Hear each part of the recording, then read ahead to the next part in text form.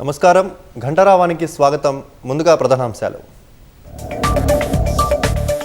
కాంగ్రెస్ ఓట్లను కుట్రపూరితంగా తొలగిస్తున్నారన్న రాహుల్.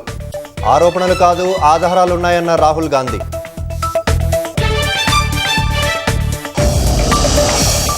ఓట్ల దొంగలను ఎన్నికల సంఘం రక్షిస్తోందన్న రాహుల్ గాంధీ.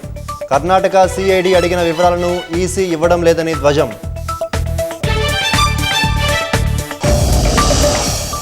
హైదరాబాద్, సికింద్రాబాద్లోని పలు ప్రాంతాల్లో ఈడీ సోదాలు. పలువురు వ్యాపారవేత్తల ఇళ్లలో ముమ్మర తనిఖీలు.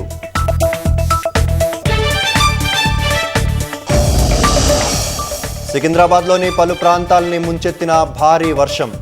నీట మునిగిన ఇళ్లు, ఇబ్బందుల్లో ప్రజలు.